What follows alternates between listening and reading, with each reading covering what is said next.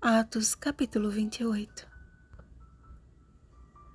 Tomai, pois, conhecimento de que esta salvação de Deus foi enviada aos gentios, e eles a ouvirão. Versículo 28. Conforme a promessa do Senhor a Paulo, nenhum dos que com ele estavam naquela embarcação pereceu. Todos conseguiram chegar a salvo na ilha de Malta. Hoje, Malta é o menor país do bloco da União Europeia e um dos países mais religiosos do mundo.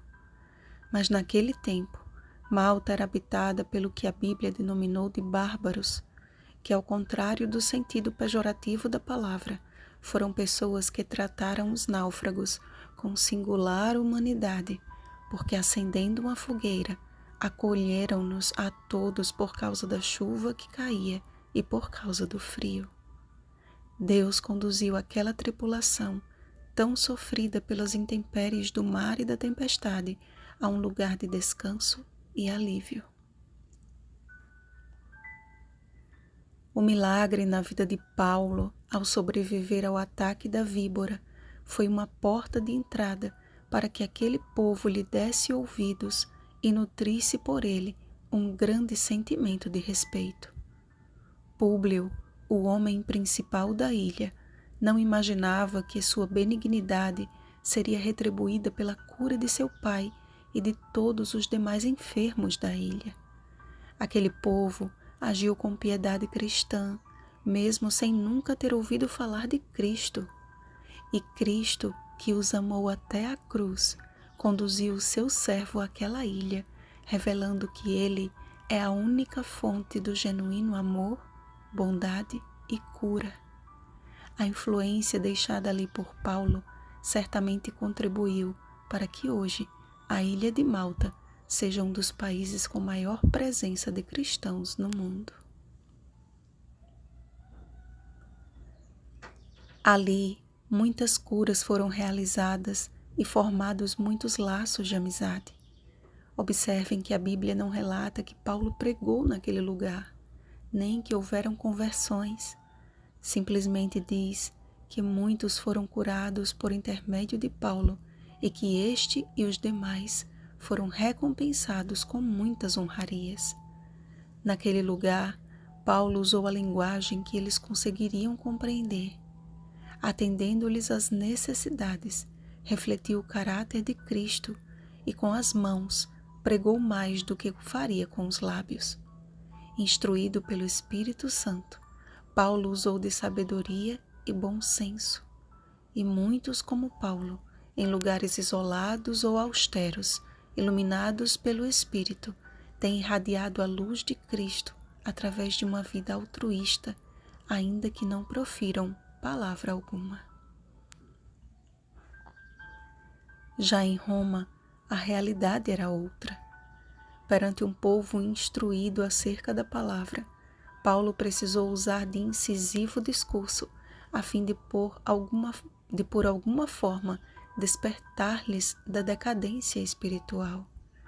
A mesma linguagem usada entre os bárbaros de Malta não seria compreendida pelos judeus de Roma, assim como seu discurso em Roma não seria compreendido em Malta. Em prisão domiciliar, Paulo recebeu os principais dos judeus e durante todo o dia procurou persuadi-los a respeito de Jesus, tanto pela lei de Moisés como pelos profetas. Alguns foram convencidos, outros, porém, permaneceram incrédulos. E diante de grande discordância, cumpriu-se novamente a profecia de Isaías. No livro de Isaías, capítulo 6, versículos 9 ao 10. O mesmo acontece em nossos dias. Nunca na história as Escrituras foram tão acessíveis e, ao mesmo tempo, tão ignoradas ou mal compreendidas. Na verdade, há uma terrível contrafação, onde a criatura manda e o Criador obedece. O assim diz o Senhor tem sido substituído pelo não é bem assim. E nesse sentido, muitos têm vagado neste mundo como escravos de suas paixões, enquanto reivindicam uma liberdade que fora de Cristo não existe. Sabem, amados, Deus deseja trocar as reticências do tempo neste mundo pelo ponto final. Estamos preparados para este grandioso momento? Estamos de mãos dadas com Deus na obra de preparar outros para a vinda do Senhor?